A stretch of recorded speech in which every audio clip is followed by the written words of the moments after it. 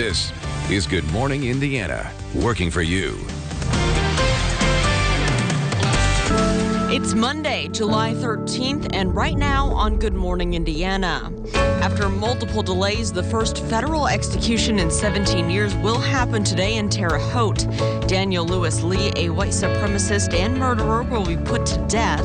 We're live at the Federal Corrections Complex with the latest on his execution amid the pandemic. We have a public safety crisis on our hands, and only we can solve it. Nearly a dozen people have been killed in another violent weekend in Indianapolis. How religious leaders are calling on the community to come together to make a change. Indianapolis Public Schools has announced its plans for the upcoming school year amid the pandemic, the changes they're making to keep kids safe, and how you can weigh in on their plans. With COVID-19, many summer camps have been canceled, but some are finding new ways to engage kids. Activity challenge every day, so make an obstacle course or go on a nature walk. How one group is taking their activities online.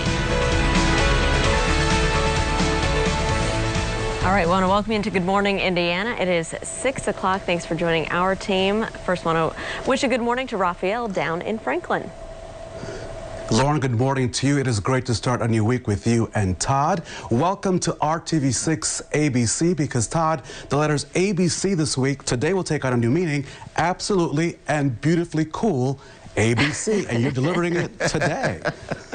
Yeah, you know, Raphael, it is. It's going to be absolutely beautiful out there today because we'll have the sunshine, we'll have the low humidity, two things we obviously like, and those temperatures are going to be seasonable. And we're getting off to a nice, comfortable start here this morning with temperatures that have fallen back down into the 50s and 60s, exactly what we needed as we work our way throughout the course of this week, or the weekend, it kind of kicked in, and then this week because last week was so hot and humid, and it's coming back. A live look outside from downtown off towards the east. Temperatures here this morning, 60 in Peru, 61 in Muncie, some 50s to the north in Logansport, Kokomo, Marion, 55 degrees. Just great as we get going. The skies are clear. That's the way they stay throughout the entire day. Temperatures will warm very quickly this morning through the 70s up into the 80s, about 85 our high temperature this afternoon. We'll talk more about that extended forecast, Lauren, in just a few minutes. All right, Todd, thanks so much. Let's take a look at traffic right now as you're heading out the door on this Monday. This is I-65 near 56th Street up on the northwest side, where traffic's traveling up to speed, both northbound and southbound. No crashes or delays in this spot to slow you down. The first federal execution in nearly 2 decades is happening today just west of Indianapolis at the Terre Haute Correctional Facility in Terre Haute. Lauren? And that's where our Alyssa Donovan is joining us live this morning. Alyssa, this execution is actually a long time coming. Tell us more about it. That's right, Lauren. And the man who will be put to death today by lethal injection is Daniel Lewis Lee. Lee was convicted back in 1996 in Arkansas after killing 3 people in the same family. Now, members of that family, or victims' family members rather, say that they are frustrated at the timing of this execution. Family members of the victims of 47-year-old Daniel Lewis Lee sued the Justice Department, arguing they could not safely travel to witness the execution due to the coronavirus pandemic. Execution plans were suspended late Friday, but the U.S. Court of Appeals put it back on track. Lee will be put to death at 4 this afternoon. We've been asking for this all along, but then to do this right now when it is so unsafe feels like a slap in the face to our family.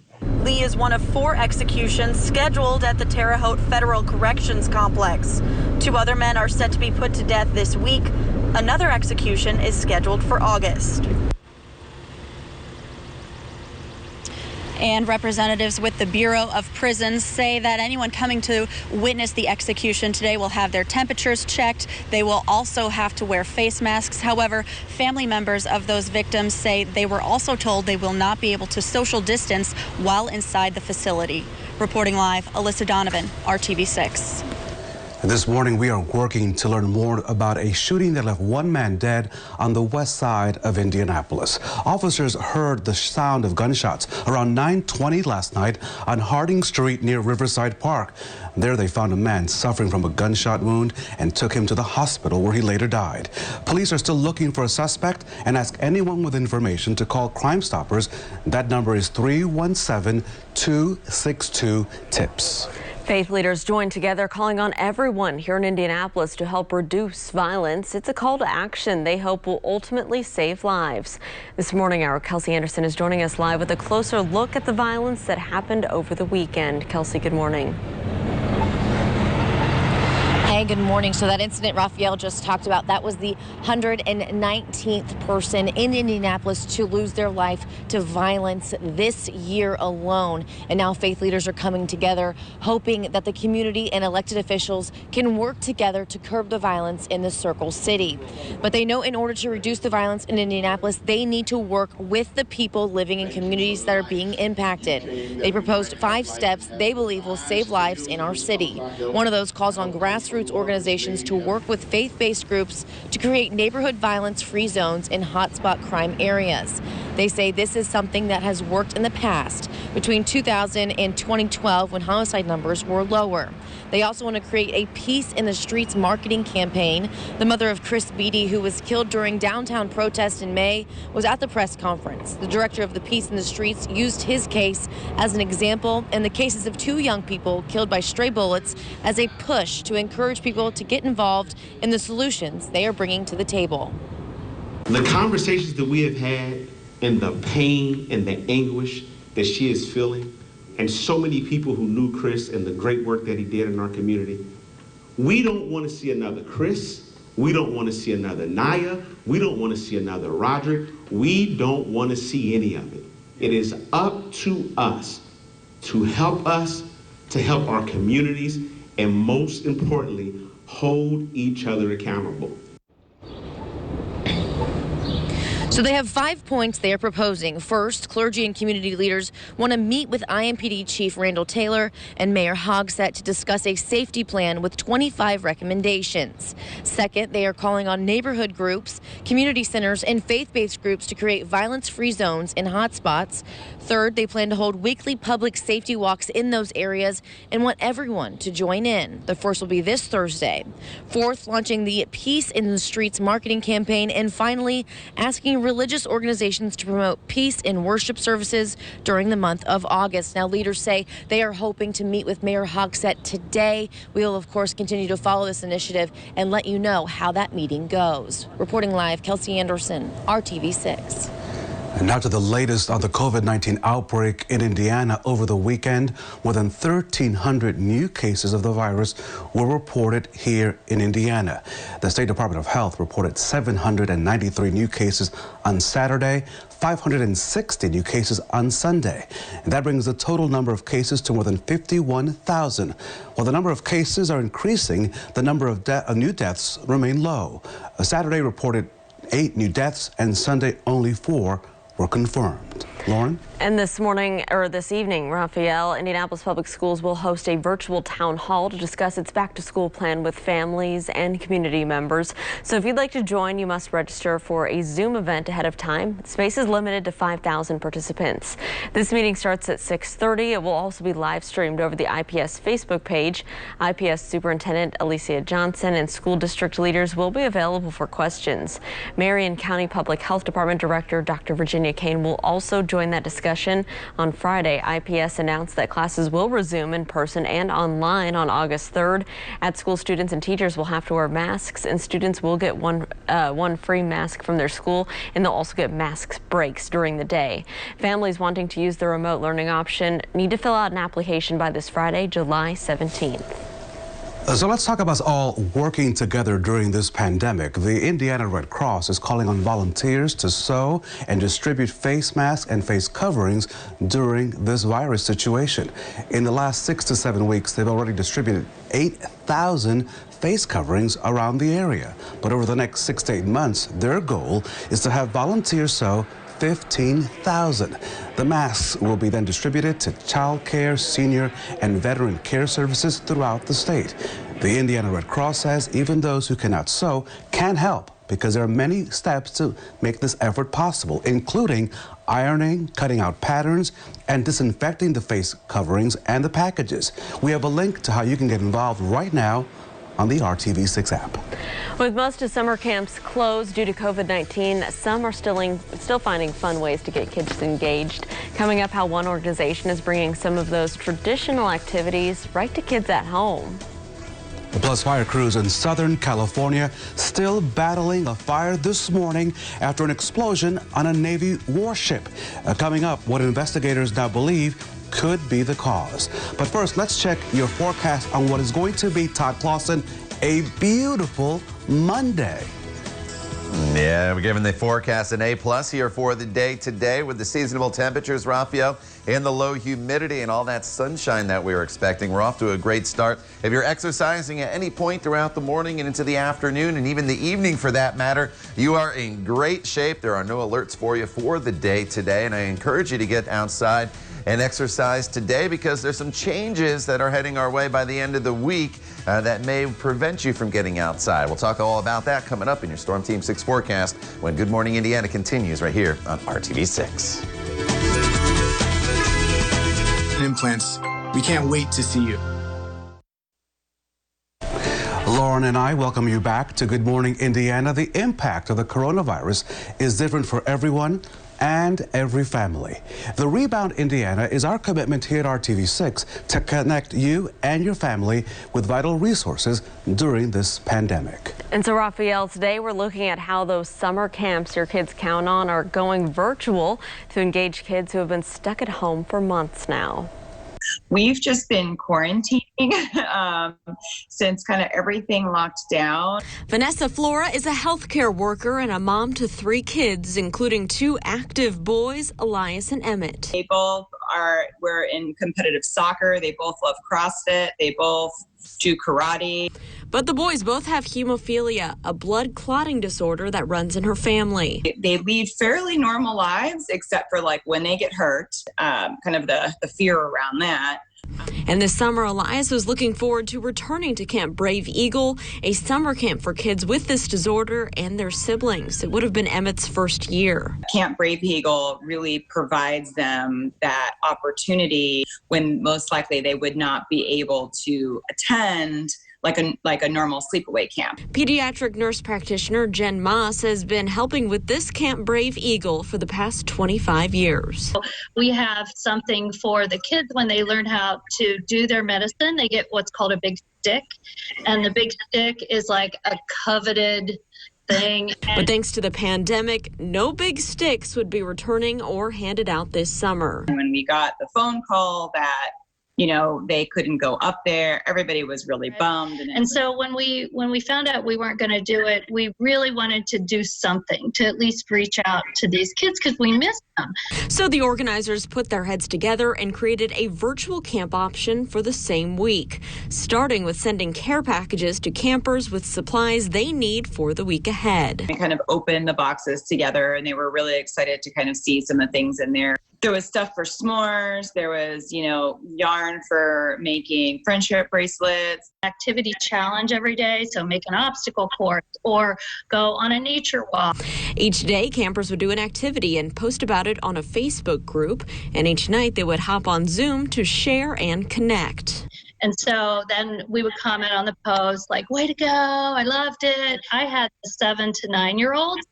So you can imagine a 1-hour call with 7 to 9-year-olds. So I had like a hot dog joke time where I put on a hot dog and told silly jokes. We named our cabin. They named it Crazy Cabin, and they came up with rules. They really had a blast with the obstacle course. They turned our entire backyard into this like American Ninja Warrior course. While the virtual camp is no substitution for the going away experience, Camp Brave Eagle organizers can take the benefits of the virtual setting into this new normal post-pandemic to provide ongoing support to these kids and families. You have to remember, hemophilia is so rare. There's so few people who have it, and they're spread out all over the state. Looking at providing ongoing monthly teen hangouts with on these virtual calls just because it's a great way to connect. Well, you can learn more about hemophilia, Camp Brave Eagle, and the ongoing efforts to support kids and teens throughout the year by clicking on this story. It's on our website, theindychannel.com/rebound. Taking a turn now to our forecast. If the kids are itching to get outdoors, today would be a great day to do that, Todd. Absolutely, Lauren. Anything you want to do outdoors today is in great shape, and I encourage you to get outside and do something because the humidity is going to be low today. There's going to be nice, comfortable winds, and the temperatures are going to be comfortable in the mid-80s to go along with all that sunshine out there. Next chance of rain does not arrive until late Wednesday, and then the heat and humidity are set to return as well by the end of the week. But look at this view from downtown to the north on this Monday morning. Not a cloud in the sky, absolutely picture perfect, and the temperatures are just great this morning as well. 59 in Tipton, 58 is the current temperature in Greenfield. Bloomington sitting at 63 degrees, Bedford at 64. These temperatures haven't been this cool in quite a while, at least the first time this month, so I really need to take advantage of that. Skies will be sunny throughout the course of the day today from start to finish. We hardly have a cloud in the sky, really honestly, through at least the first half of the day, and then just maybe a few fair weather clouds later on this afternoon. Get the high temperature up to 85 degrees, and then this evening, once the sun starts to set just a little bit, it'll cool off pretty quickly, actually back down into the 70s. Now, the dew point temperature is a way we can kind of tell how much moisture is in the air, and when these temperatures are in the 50s and 60s, like you see on your screen where they will be throughout the day today, that's a very comfortable air mass to be in. So it's just one of those days that don't come around all that often in the middle of summer, and that's why I encourage you to take advantage of the nice weather for the day today. Some storms off to our west. Our next chance of rain does not arrive until late Wednesday, so until then, we'll enjoy not only dry conditions, but a pretty comfortable air mass to be in. Highs today will be in the mid-80s. There's a temperature trend, though, as we cool off in the evening hours. Sunset is now at 9:13 in the evening, and then tomorrow morning, another great start. 50s and 60s across the area. Throughout the day tomorrow, it's probably a couple degrees warmer. We'll build in a little more in the way of cloud cover as we get into the afternoon hours tomorrow, as temperatures get into the mid to upper 80s. And then on Wednesday, we're dry throughout the day time hours for the most part. Late in the day, we might be able to sneak in a shower or two. But the one area or time frame this entire week that we're going to have to keep an eye on as far as the potential of some stronger storms, that's going to be actually during the overnight hours Wednesday into Thursday. Still some time to fine-tune the timing of that front arriving, but that's going to be our best potential of stronger storms. The storms you see Friday, Saturday, and Sunday, those are going to be those pop-up storms that we deal with the heat and humidity, very similar to what we went through last week. Lauren? All right, Todd, thanks so much. Let's take a look right now at traffic for your commute. This is up in Fishers. Good morning to you. I-69, a view here at 106th Street where traffic is moving along up to speed. No crashes or delays right now around the metro area to slow down your commute. We'll continue to keep a close eye on those roads, though, as you're waking up this Monday morning. We'll keep you updated on any issues. Raphael? So, Lauren, this morning, 21 people are recovering from a ship fire aboard a naval ship based in San Diego. Investigators are still trying to figure out what sparked the flames that burned throughout most of the day. Now, that ship was docked for maintenance with only 160 sailors on board, which is far less than the 1,000 that are typically on an active duty ship. The Navy thinks the fire started in the lower cargo area where marine equipment and vehicles are stored. There was about 1 million gallons of fuel on board when that fire started. No one was seriously hurt. Well, some travelers who had to cancel flights this spring are finding their vouchers already expiring. What you need to look out for if you booked Frontier so you don't waste your money. And the new Cheetah Chase water coaster is now launching at Holiday World and Splashing Safari. And you could be one of the first to ride it, thanks to us here at Good Morning Indiana. Now, this morning, all you have to do to get your pair of ticket vouchers to the parks is be the 6th caller right now. The number to call, easy to do, on your screen, 317-269-1459. Good luck to you. You're watching RTV6, Indianapolis. Keller and Keller, right now. Time right right now is 6:24 on our Monday. Raphael, it is time to talk about what is trending at 6. So, Lauren, on this Monday, let me take you to Alabama, where something an Alabama resident really did something great. Over the weekend, Huntsville, Alabama resident Terry Willis, he completed his nearly 1,000-mile march to raise awareness for social change and justice for George Floyd. He began his journey more than a month ago. He reached the end at Floyd's memorial in Minneapolis, surrounded by a crowd of supporters. So an Alabama man doing great work, getting there to Minneapolis as he had justice in his heart. So congratulations to him. Oh, Raphael, I want to take you back down south. We're going to Georgia now. 11-year-old Holly Morgan from DeKalb County, Georgia, put her sewing skills to work during this pandemic, making masks for local hospital workers. When the new mandatory mask laws went into effect in some areas of the state, Holly wanted to help the homeless residents. So she went back to her machine to make more. And so far, she's sewn 580 masks. Her eventual goal is to complete 1,200 new face coverings for her community. That's awesome. Okay, so we are proud of her, and we're proud of this young man as we celebrate a little patriotism this morning. We begin a new week with pride for those who served and those on duty around the world.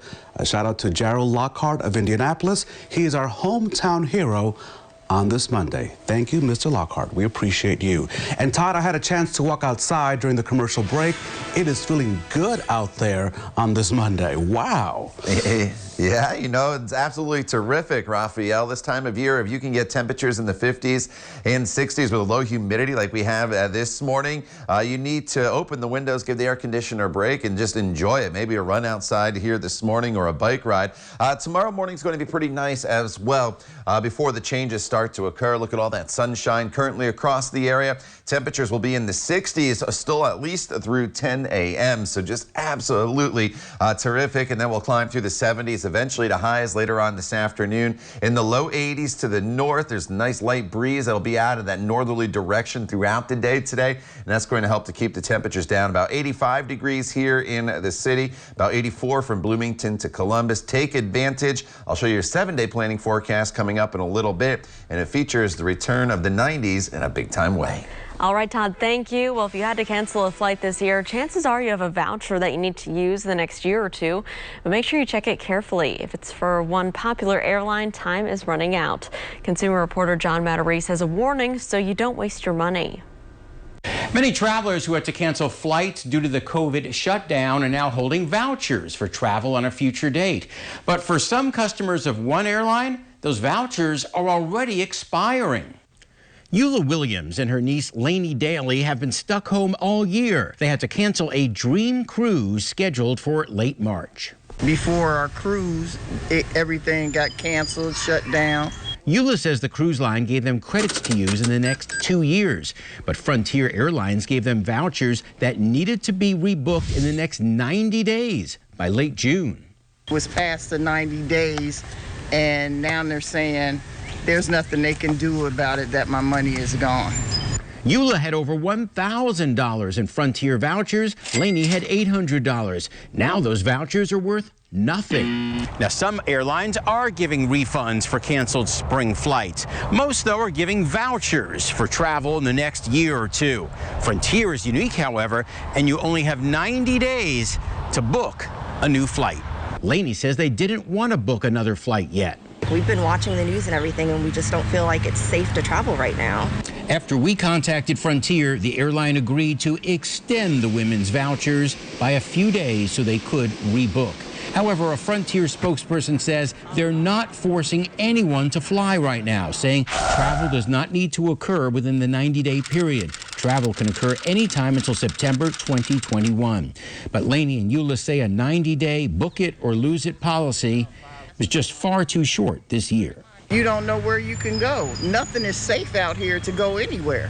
Remember, you don't have to travel right now, but if you're a Frontier voucher, book a flight, any flights, you don't waste your money. I'm John Matarese. Good morning, Indiana. This is Good Morning Indiana, working for you. Now on Good Morning Indiana on this Monday morning, here is your 6:30 news feed. Violence continues to rock the Circle City, killing at least 5 people and injuring more than a dozen over the weekend. The latest incident happening around 9:30 Sunday night near Riverside Park. We'll have more on that and the call for faith leaders coming up in just a few moments. At this hour, a massive fire continues to burn aboard a naval ship docked in San Diego. The fire started on the USS Bonham Richard about 8:30 Sunday morning. Witnesses report an explosion on the ship started the fire, injuring 21 sailors. This morning, it's not clear if any of those injured are from Indiana. Firefighters say the fire could burn for days. 160 sailors were on board the ship, which is far less than its active duty personnel of 1,000. Tonight, Indianapolis Public Schools will host a virtual town hall to discuss its back-to-school plan with families and community members. If you'd like to join, you must register for the Zoom event ahead of time. Space is limited to 5,000 participants. The meeting starts at 6:30. It will also be live streamed on the IPS Facebook page. School district leaders will be available for questions, and we have more on the district's back-to-school plans coming up in about 10 minutes. Raphael. This morning, thousands of Hoosier families could be eligible for rental assistance. Rental assistance launches today in Indianapolis and for those living outside of Marion County. The 2 programs are funded by millions in federal coronavirus relief dollars. We have now all the information you need on how to apply right now on the RTV6 app. Welcome to Good Morning Indiana on this Monday, July the 13th. Lauren and Todd, hope you had a great weekend. I wish there was a way that we could just bottle today's forecast because while we all love summer, right, we all want a nice warm summer, this is pretty awesome. Yes, and I think the weekend was perfect after all the string of 90-degree days with all the humidity Todd is telling us about. And Todd, we know this is short-lived, but today is still a nice day.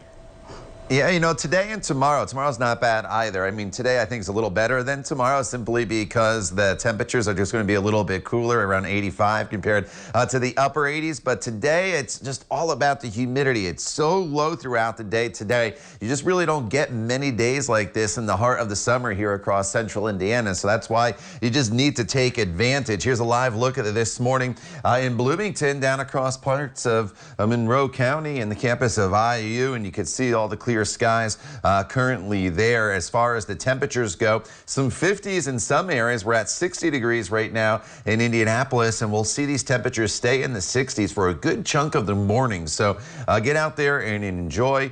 Maybe go for a walk in the neighborhood this morning. This afternoon it'll be just fine as well. Skies are completely clear. Satellite radar picture not going to show much throughout the entire day, and there are those high temperatures anywhere from about 80 to 85 degrees today. The wind will be light as well. We'll talk some about the changes that Lauren alluded to with the heat and humidity returning in your extended forecast coming up in just a little bit. All right, Todd, thanks so much. Let's take a look right now at traffic. The good news right now, if you're heading out on the roads, no crashes to slow you down. Here's a look in the downtown area at I-65 and Washington Street. You can see the traffic is moving along up to speed, both northbound and southbound. Keep in mind as you're traveling southbound through this area, once you get to the South Split, you will not be able to go westbound on I-70 over to the west side of town. That closure remains in effect until July 28th. And of course, we'll keep you updated on that major project. Raphael? In the early 2000s, the federal prison in Terre Haute was thrust into the national spotlight with 3 high-profile executions. Among them, Oklahoma City bomber Timothy McVeigh. However, since 2003, the nation's only federal execution chamber has sat silent. Last year, Attorney General William Barr restarted the execution process, but litigation over the new lethal injection protocol took months to move through the courts. Our Alyssa Donovan is the only local reporter right now live in Terre Haute this morning with details on the inmate set to be put to death and why this execution almost, Alyssa, did not happen. Tell us. That's right, Raphael. And Daniel Lewis Lee is set to be put to death today at 4 p.m. by lethal injection here at the Terre Haute Federal Correctional Complex. Now, this after an appeal was filed yesterday afternoon, that following a lawsuit put forward by family members of the victims requesting that this be delayed due to concerns about traveling during the coronavirus pandemic. 47-year-old Daniel Lewis Lee was convicted of killing a family of 3 in Arkansas in 1996 as part of a plot to fund a whites-only nation. His execution will be the first of a federal inmate in 17 years. There has been an informal moratorium on federal executions, while states, to varying degrees, continue to put convicted criminals to death. Family of Lee's victims sued the Justice Department, arguing they could not safely travel to witness the execution because of the coronavirus pandemic. Now it's not just about how we feel about commuting his sentence to life. We're like, aside from all of that, does no one care about our health and well-being? I haven't ridden in a car with my family members outside of my house in 3 months. And now I'm going to be expected to go into a prison where they have told me we cannot socially distance. My grandma's 81 years old. If she wants to go, we can't socially distance. Family members of the victims say they've been asking for this execution all along, but to do it right now when it's unsafe feels like a slap in the face to their family. They plan to file an appeal to the Supreme Court about the ruling. This would have to happen before 4 today to stop the execution.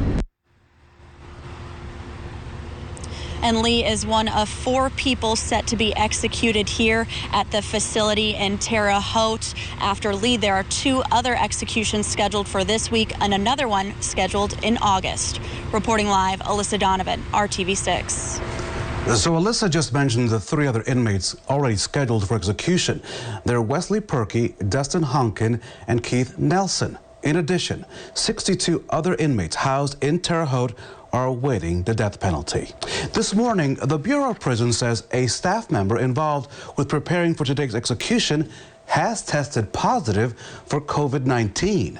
Federal officials say the worker has not been in the execution chamber or come in contact with anyone on the specialized team performing that execution. Officials made the disclosure in court filings in response to lawsuits seeking to stop today's execution. Lauren? Raphael, this morning we're working to learn more surrounding a shooting that left a man dead on the city's west side. Officers heard the sound of gunshots around 9:20 Sunday night on Harding Street near Riverside Park. There they found a man with gunshot wounds and took him to the hospital where he later died. At this hour, police are still looking for a suspect, so if you have any information about what happened here, please call Crime Stoppers. And that homicide is just the latest round of gunfire after another violent weekend here in the Circle City. Our Kelsey Anderson is joining us live this morning with why faith leaders are calling on everyone to help stop the violence. Kelsey, good morning. Hey, good morning. So just over this weekend, nearly a dozen people were killed and 119 Hoosiers have lost their lives to violence in just this year alone. That's 6 months and 12 days. And now faith-based leaders are stepping up, hoping the community and elected officials will do something to end this violence. They want to use tactics they say were used between 2000 and 2012 when violence numbers were a lot lower. They have a 5-step plan that they are proposing. First, clergy and community leaders want to meet with IMPD Chief Randall Taylor and Mayor Hogsett to discuss a safety plan with 25 recommendations. Second, they are calling on neighborhood groups, community centers, and faith-based groups to create violence-free zones in hotspots. Third, they plan to hold weekly public safety walks in those areas and want everyone to join in. The first will be this Thursday. Fourth, they want to launch the Peace in Streets marketing campaign. And finally, they're asking religious organizations to promote peace in worship services during the month of August. Getting a gun, a knife, a weapon of any sort is not the means to solving any kind of conflict that you have. We are at 118 homicides. And you know what's sad? While we're 30% of the population, we're nearly 80% of the homicide victims. They say they know in order to reduce the violence in Indianapolis, they need to work with the people living in the communities that are being impacted. They believe the 5 steps they proposed will help save lives in our city. Now, leaders say they are hoping to meet with Mayor Hogsett today. We will, of course, let you know if that meeting happens and what the outcomes are. We will continue to follow this initiative as it unfolds. Reporting live, Kelsey Anderson, RTV6. Kelsey, thank you. Indianapolis school leaders preparing for students to return to the classroom. Working for you. We're looking at what your child can expect when that first bell rings. Plus, there's a new plan to help the homeless right here in central Indiana, where the latest tiny house village is being built and how it plans to get Hoosiers back on their feet. It's 6:39. We'll be right back. Fun again. Five Below. Just go.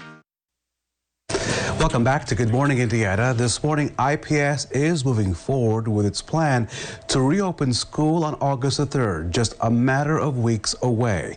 All students and staff will be required to wear a mask in school as well as on the school bus. Interactions will be limited in the hallways. Drinking fountains will be sealed off, and touchless water fountains are being installed in each school.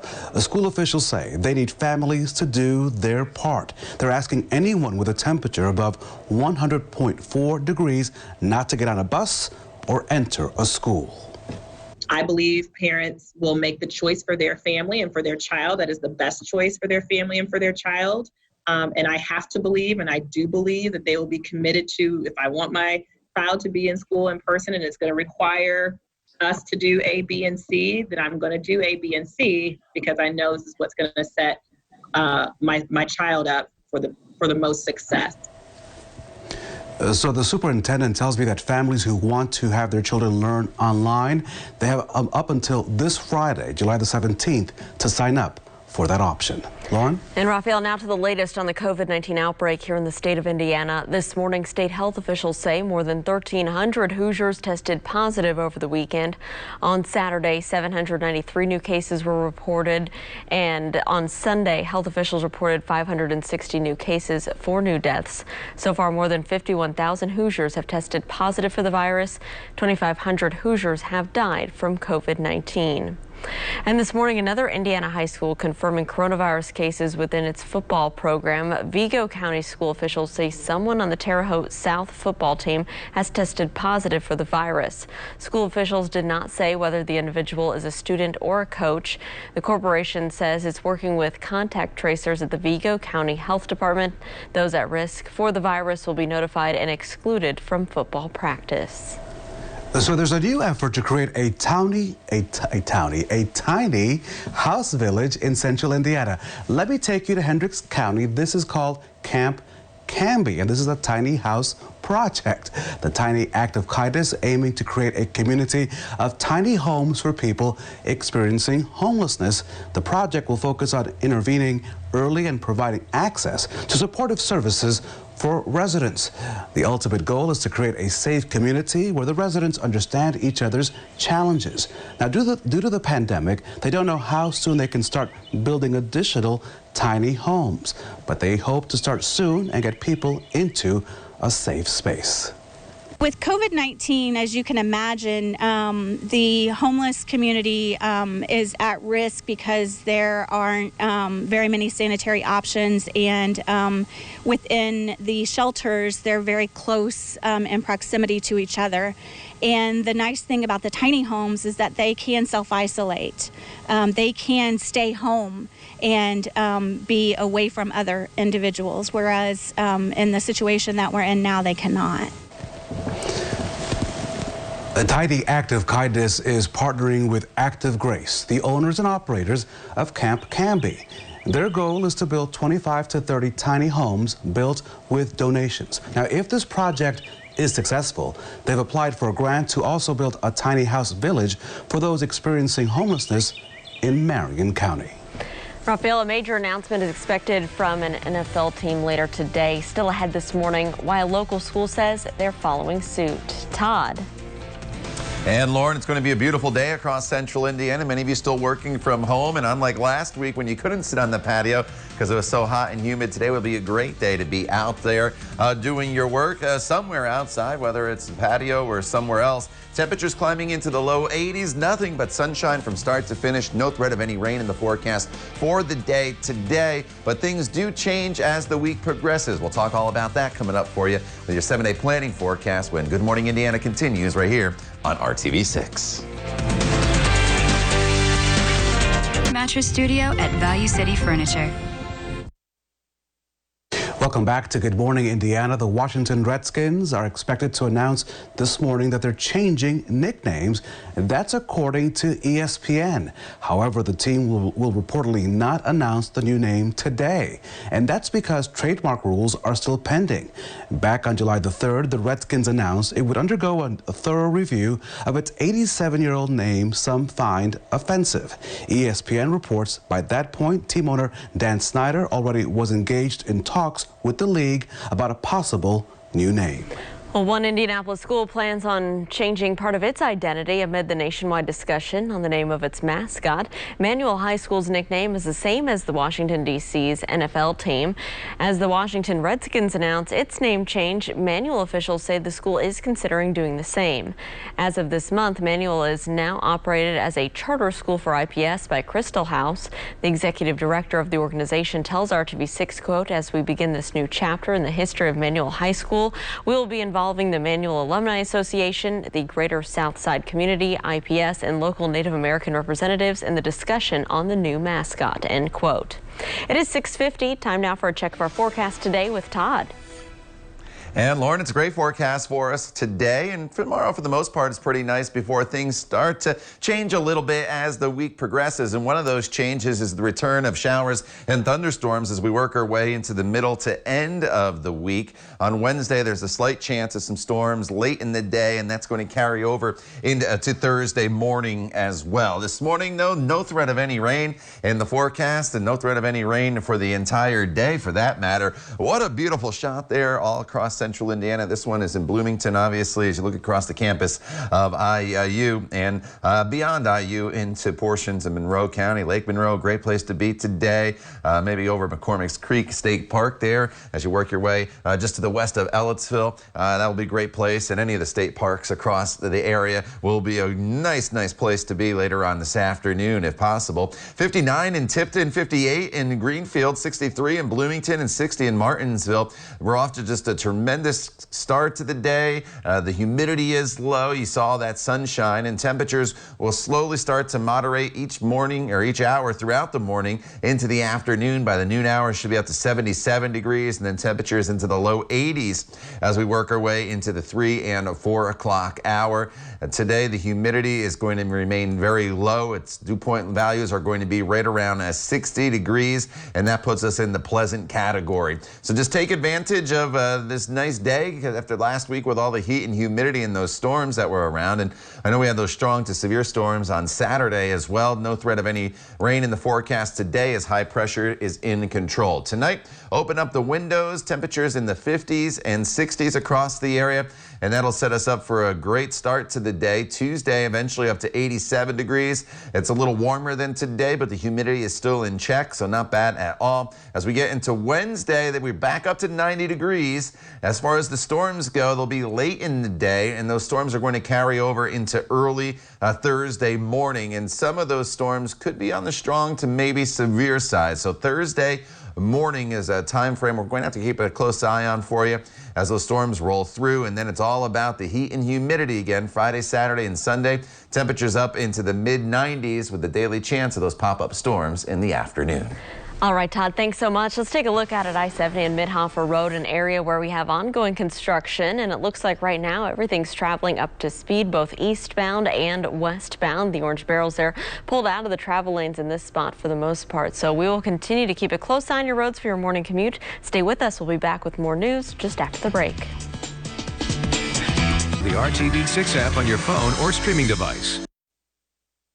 So you have to see this. A woman in Florida feeling the heat after marking a major milestone this week. And let me take you down to Coral Gables so you can see the Miami Heat staffers and even Bernie the mascot all came together to safely wish Lillian Piazarracio a happy 100th birthday yesterday. You can see her right there waving from a balcony as a caravan passed by her assisted living facility. happy birthday to her. Wow. Happy birthday. She looks great. That is awesome. Well, Raphael, a 2-year-old boy in Southwest China has recently become an internet sensation, boasting more than 400 fans online with his incredible basketball skills. The videos posted by his parents show 2-year-old named Lee sink the incredible trick shots. Lee began to develop his interest in basketball after watching his dad play when he was just 1 year old. Wow.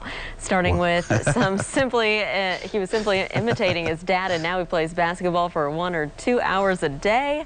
His father says he originally posted the video of his son playing basketball online just to share the cute moments. Well, Raphael, we do have a Fisher-Price school at our house, so I think we're going to have to get Archie going so we can challenge this kid. I'm about that kid's height.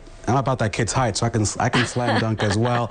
Let's check in with our forecast this morning with a marvelous Monday from Todd Clausen. It sure is, Raphael. Get outside, shoot some hoops, get outside, have a catch with your kid, or go for a walk or a run in your neighborhood. It's going to be terrific. Mostly sunny skies today. High of 85, 87 tomorrow is still good, and then the heat and humidity builds back in for the end of the week. Storms return to the forecast. All right, Todd, thanks. We're back in 25 minutes and all throughout Good Morning America with news, weather, and traffic. Have a great day.